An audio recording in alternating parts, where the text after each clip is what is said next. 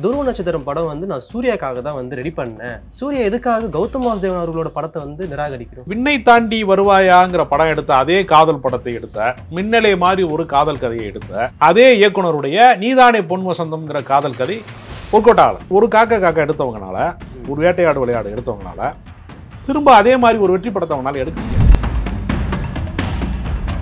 ஹீரோக்கள் வேறு வேறு வகையான படங்கள்ல நடிப்பாங்க. இந்த கதை நான் இப்பதான் நடிச்சேன், அதுக்கு அந்த கதையில எதுக்கு நான் திரும்ப நடிக்கணும்? எல்லா இயக்குனர்களுமே ஒரே ஒரு கதையைத்தான் திரும்ப திரும்ப எடுப்பாங்க. ஹீரோக்களை மாத்துவாங்க, லொகேஷனை மாத்துவாங்க, சாங் மாறும், கேமராமேனை மாத்துவாங்க, எல்லாத்தையும் மாத்துவாங்க. ஒரு மெயினான ஒரு கதை ஒன்று இருக்கும், அந்த மூல கதை மாறாது. விசாரணை படத்துக்கும் விடுதலை படத்துக்கும் சம்பந்தம் இருக்கா? பல பேர் சொல்லுவான் இல்லைன்னு, ஆனா இருக்கு. எப்பவுமே வெளிவராத படங்கள், மக்கள் பார்வைக்கு வராத படங்கள் ஏன் இந்த படம் ஓடல?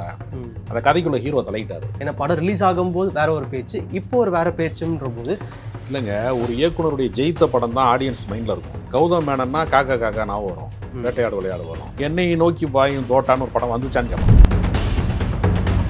டாமினிக் அந்த லேடிஸ் பர்சன் சொல்லிட்டு ஒரு மலையாள படம் மம்முட்டி நடிச்சிருக்காரு. இங்க வந்து வெற்றி கொடுக்க முடியலன்னு அங்க போயிட்டார். மலையாளத்துல வந்து கதாசிரியர்களுடைய ஆதிக்கமே இருக்கிறது. இயல்பாவே அவர் கேரளாவை சேர்ந்தவர், மலையாளி தான் அவர். அவருடைய முதல் படமே மலையாளத்துல இருந்து வந்திருக்கணும். அவர் அதுக்கு பதிலாக தமிழ்ல இருந்து தொடங்கினாரு. சினிமாவை பொறுத்தவரையில இந்த படம் தான் ஜெயிக்கும்னு யாராலையும் சொல்ல முடியாது.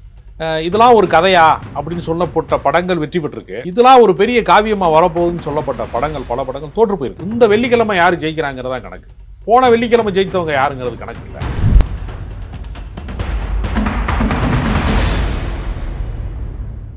Bharat Institute of Higher Education and Research. Accord voice நேயர்களுக்கு வணக்கம். நான் உங்க சுஷீந்திரன். இன்னைக்கு நம்ம கூட ஸ்பெஷல் கெஸ்டா யார் இருக்காங்கன்னு பாத்தீங்கன்னா, சினிமா விமர்சகர் மற்றும் எழுத்தாளர் ராஜகம்பீரன் அவர்கள். வணக்கம் சார். வணக்கம். எப்படி இருக்கீங்க? நல்லா இருக்கேன் சார். இப்போ நடிகர் சூர்யா அவர்களுக்கு வந்து கட்டாயமா வெற்றி தேவைப்படுது. ஸோ வெற்றி தேவைப்படுற நேரத்தில் அவர் ஏன் மறுபடியும் வந்து வெற்றி கூட்டணியோட கை கோர்க்க கூடாது? லைக் பாலாவோட சேர்ந்த வெற்றி, கௌதம் வாசுதேவனோட சேர்ந்த வெற்றி, ஹரி அவர்களோட சேர்ந்தாலும் வெற்றி தான். ஏன் அவர் வந்து அதெல்லாம் தேர்ந்தெடுக்காம புது முகங்கள் கிட்டே போயிட்டு இருக்காரு? ஒரு நடிகன் வந்து ஒரு வகையான திரைப்படங்களை நடித்த பின்பு அந்த இமேஜ் அவங்க மேல வந்து படியும். இப்போ நீங்க வந்து ஒரு மெட்ராஸ் மாதிரி ஒரு படத்துல வந்து ஒரு கார்த்தி நடிக்கிறாரு அப்படிங்கிறப்ப, ஒரு வட சென்னை சார்ந்த ஒரு தலித்து கேரக்டர் இளைஞனுடைய கதாபாத்திரத்தில் அவர் நடிக்கிறாரு அப்படிங்கிறப்ப, அந்த சமூகங்களோ அந்த மாதிரியான மாநகரத்தில் சென்னை போன்ற சிட்டி ஆடியன்ஸ் கொண்டாடிட்டு இருக்கும் போதே அதுக்கு நேர் எதிராக தென் மாவட்டங்களில் வந்து அந்த ஆடியன்ஸ்க்கு அந்த கேரக்டர் பிடிக்காது. அப்போ வந்து என்ன செய்வாங்கன்னா, தென் மாவட்டத்து சார்ந்த ஒரு கதையை எடுத்து கொம்பன்னு ஒரு படத்தை வந்து அவர் நடிப்பார். ஒரு நகரத்து இளைஞராக நடிக்கிற ஒரு அதே கார்த்தி வில்லேஜ் சைடுக்கு போய் நடிப்பாரு. அப்ப அவர் மேல அந்த குறிப்பிட்ட இமேஜ் வந்து விழுகாது. ஒரு தலித் சமூகம் பின்னணி உள்ள ஒரு கதையில் நடிச்சாரு. அதுக்கு நேர் எதிராக இன்னொரு ஆதிக்க இடைநிலை சாதி சார்ந்த ஒரு தேவர் கம்யூனிட்டி சார்ந்த ஒரு கதைகள் கொம்பன் முத்தையாட் படங்கள் நடிக்கிறார். அப்படிங்கிறப்ப நடிகர்கள் என்ன செய்வாங்கன்னா, அவங்க மேல ஒரு இமேஜ் உருவாவதை அவங்க கலைச்சிக்கிட்டே இருப்பாங்க, அடுத்தடுத்த கட்டத்துக்கு போயிடுவாங்க. இது வந்து என்ன செய்வாங்கன்னா, ஏற்கனவே வந்து சிங்கம் மாதிரி ஒரு படம் எடுக்கிற டைரக்டர் அதே பேட்டர்ன்ல திரும்ப திரும்ப படம் எடுப்பார். அதே மாதிரி கௌதம் மேனன் படங்கள் அப்படிங்கிறது ஒரே பேட்டர்னா தான் இருக்கும். அதாவது அவங்க கதையை மாற்றுவாங்க, அவங்க மேக்கிங், அவங்க ஸ்டைலு, கதை சொல்கிற முறை, அவங்களுடைய திரைக்கதை பாணி வந்து மாறாது. அதே தான் பாலாவுக்கும். அப்போ அவங்க என்ன செய்வாங்கன்னா, ஒரே மாதிரியான படங்களில் நடிக்க வேணாம் அப்படிங்கிறப்போ புதிய கதைகளை கேட்குறாங்க அவங்க. அப்போ வந்து என்ன செய்வாங்கன்னா, பழைய இயக்குனர்களோட அவங்க பயணிக்க முடியாது.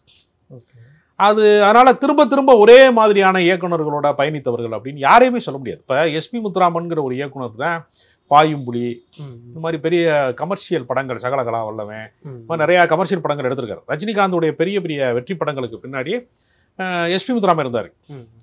அதுக்காக எஸ்பி முத்துராமன் படத்தில் மட்டுமே நடித்தோம்னா அந்த இமேஜ் வந்து நின்றும். அப்படிங்கிறனால என்ன செய்வாங்கன்னா, அடுத்தடுத்த கட்டத்துக்கு வரும்போது சுரேஷ் கிருஷ்ணா, கேஎஸ் ரவிக்குமார் அப்படி வரும்போது இன்னைக்கு லோகேஷ் கனகராஜ் வரைக்கும் அப்படி வந்துடுவாங்க.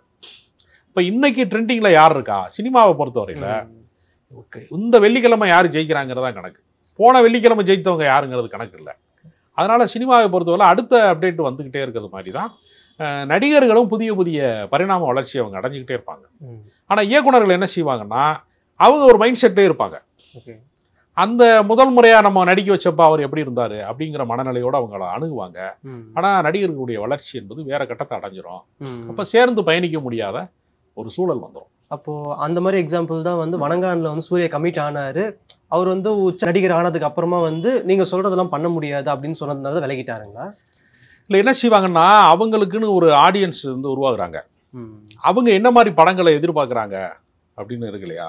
இப்போ நீங்கள் வந்து ரொம்ப வித்தியாசமான கதைகளுக்குள்ள அவங்க நடிக்க தொடங்கினதுக்கு பின்பு அவங்க மறுபடியும் போய் வந்து ஒரு பழைய பேட்டர்னில் ஒரு கதையை நடிக்கிறது இருக்குல்ல, ஒரு ஒரு குறிப்பிடத்தக்க கதாபாத்திரங்களுக்குள்ள நடிக்கிறது இருக்குல்ல, அவங்களே என்ன நினைப்பாங்கன்னா, இந்த இமேஜ் நமக்கு வேண்டாம், வேற ஒன்று பண்ணி பார்க்கலாமே அப்படிங்கிற இடத்துக்கு அவங்க வருவாங்க. சினிமாவை பொறுத்தவரையில் இந்த படம் தான் ஜெயிக்கும்னு யாராலையும் சொல்ல முடியாது.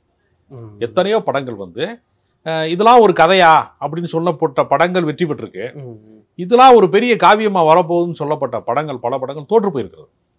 ஒரே இயக்குனருடைய படங்களே இப்போ இந்தியன் எடுத்த ஒரு இயக்குனர் சங்கர், அதே இயக்குனருடைய படம் இந்தியன் 2 வரும்போது அது ஒரு கேலி பொருளாக கூட மாறிச்சு. அந்த இயக்குனருடைய படங்கள் குறித்து இப்போ என்ன விமர்சனங்கள் வருதுன்னா, எதிர்மறை விமர்சனங்கள் வருது. அப்போ எல்லா காலகட்டத்திலையுமே வெற்றிக்கான சூத்திரங்கள்னு ஒன்று கிடையாது. அப்டேட் ஆகாம இருக்காங்க. இல்லை, அதுக்கு பேர் அப்டேட் கிடையாது. அதாவது எப்படின்னா, நீங்கள் வந்து ஒரு வகையான வாழ்க்கை முறைக்கு நீங்கள் பழகிடுவீங்க. நீங்கள் வந்து இப்போ ஒரு உதாரணத்துக்காக சொல்கிறேன், சில பேர் ட்ரெயினில் போய் பழகிடுவான், சில பேர் காரில் போய் பழகுவான், அவன் ஃப்ளைட்டுக்கு போகவே மாட்டான். சில பேர் பயணம்னு வந்தால் அவனுக்கு வந்து கார் தான் எனக்கு கம்ஃபர்ட் அப்படின்னு சொல்கிறான் இருப்பான். எனக்கு ட்ரெயின் இருந்தால் தாங்க எனக்கு பயணம் நல்லா இருக்குங்க, நிம்மதியாக தூங்குவாங்க அப்படின்னு சொல்கிறான் இருப்பான். மனிதன் என்ன செய்வான்னா, ஒரு செயலை ஒரு முறை செய்கிறது பாவம், தொடர்ந்து செஞ்சா சுவாபம்னு சொல்லுவாங்க. ஹேபிட்டுக்கு வந்து மனிதன் வந்து அடிமை. அதனால என்ன செய்வானா, ஒரே வகையான வாழ்க்கை முறைக்குள்ள சில கதைகளை எழுதுறவங்க, திரும்ப திரும்ப அதே மாதிரியான படங்களை எடுக்கிறவங்க அப்படின்னு ஒரு வகை இருப்பாங்க. அந்த சட்டம் வேணாம் எனக்கு, நான் வேற சட்டம் போடுறேன் அப்படிங்கிறதா. தேர்வு முறைகள் மாறும், அவங்களுடைய ரசனை மாறும், அப்போ வந்து இதை நிராகரிப்பாங்க. இப்போ அதே மாதிரி பார்த்தீங்கன்னா, இப்போ சமீபமாக வந்து கௌதம் வாசுதேவன் அவர்கள் வந்து ஒரு பேட்டி கொடுத்துருந்தார். அந்த பேட்டியில் வந்து துருவ நட்சத்திரம் படம் வந்து நான் சூர்யாக்காக தான் வந்து ரெடி பண்ணேன். முதல்ல ஃபர்ஸ்ட் லுக்லாம் வந்து அவரோட தான் எடுத்தது. அவர் வந்திருந்தாருன்னா இந்நேரத்துக்கு நான் படத்தை எப்பயும் ரிலீஸ் பண்ணியிருக்கலாம். பட் வந்து அவர்னால தான் தாமதமாகி அடுத்த கதைகள்லாம் மாறி மாறி போய் ஹீரோலாம் மாறினாங்க. ஸோ சூர்யா வந்து துருவ நட்சத்திரம் அக்செப்ட் பண்ணாததுக்கு வந்து எனக்கு ரொம்ப பெரிய ஒரு வருத்தம், அது ரொம்ப ஹர்ட் பண்ணுது. சூர்யா மேலே வந்து ஒரு குற்றச்சாட்டு வச்சிருக்கேன். சூர்யா எதுக்காக கௌதம் வாசுதேவன் அவர்களோட படத்தை வந்து நிராகரிக்கிறோம்? இப்போ நீங்கள் கௌதம் வாசுதேவன் வந்து தொடக்கத்தில் மின்னலே அப்படிங்கிற ஒரு படத்தின் மூலமாக ஒரு காதல் கதையில் உள்ள வர்றாரு. அப்புறம் காக்க வேட்டையாடு விளையாடு அப்படி படங்கள்லாம் வர்றாரு. திரும்ப வந்து சிம்பு வச்சு ஒரு காதல் கதை வெண்ணை தாண்டி வருவாயா எடுக்கிறாரு. அப்புறம் அதே மாதிரி ஜீவா வச்சு ஒரு படம் எடுக்கிறாரு. அந்த படம் வெற்றி பெறல. நீதானே என் பொன் வசந்தம் அப்படிங்கிற ஒரு படம் எடுக்கிறாரு, அது வெற்றி பெறல. அப்ப விண்ணை தாண்டி வருவாயாங்கிற படம் எடுத்த அதே காதல் படத்தை எடுத்த, மின்னலே மாதிரி ஒரு காதல் கதையை எடுத்த அதே இயக்குனருடைய நீதானே பொன் வசந்தம்ங்கிற காதல் கதை ஒர்க் அவுட் ஆகல. அப்ப இந்த இயக்குனருடைய படம் வெற்றி பெறும், இந்த மாதிரியான திரைக்கதை வெற்றி பெறும், இந்த பேட்டர்ன் வெற்றி பெறும் அப்படின்னு ஒண்ணு கிடையாது. அப்ப நீதானே பொன் வசந்தம் மாதிரி ஒரு படம் வந்த பின்னாடி என்ன பண்ணுவாங்கன்னா, அவர் ஏதாவது ஒரு காதல் கதையோட ஒரு ஹீரோ அணுகிறாருன்னா ஹீரோக்கள் அலாட் ஆயிடுவான். நம்மளை மறுபடியும் கொண்டு கவுத்த போறாங்க அப்படின்னு வருவான். அப்ப அந்த படத்தை வந்து திரும்ப வந்து அவங்களால வந்து ஒரு காக்க எடுத்தவங்கனால, ஒரு வேட்டையாடு விளையாடு எடுத்தவங்கனால திரும்ப அதே மாதிரி ஒரு வெற்றி படத்தை அவங்களால எடுக்க முடியாது. ஒரு இயக்குனர் வெற்றி பெற்ற படத்தை எடுக்கிறாரு, அதே பேட்டர்ன் அவர் ஃபாலோ பண்ணிட்டே இருப்பாரு. ஆனா ஹீரோக்கள் வேறு வேறு வகையான படங்கள்ல நடிப்பாங்க. இப்போ அதே மாதிரி திரும்ப அதே மாதிரி ஒரு கதை அவர் சொல்லும்போது, இந்த கதை நான் இப்போதான் நாங்கள் நடித்தேன், அதுக்கு அந்த கதையில் எதுக்கு நான் திரும்ப நடிக்கணும், அதே மாதிரி கதைகள் இருக்கு எனக்கு அப்படி சொல்றப்ப அவங்க வேற ஹீரோக்கள்கிட்ட தான் அந்த கதையை எடுத்துட்டு போவாங்க. எல்லா இயக்குனர்களுமே ஒரே ஒரு கதையைத்தான் திரும்ப திரும்ப எடுப்பாங்க, அது வெளியில தெரியாது. ஹீரோக்களை மாத்துவாங்க, லொகேஷனை மாத்துவாங்க, சாங் மாறும், கேமராமேனை மாத்துவாங்க, எல்லாத்தையும் மாத்துவாங்க. அவங்களுடைய படத்தினுடைய அந்த ஒரு அடிநாதம், ஒரு மைய பொருள், ஒரு மெயினான ஒரு கதை ஒன்று இருக்கும், அந்த மூலக்கதை மாறாது.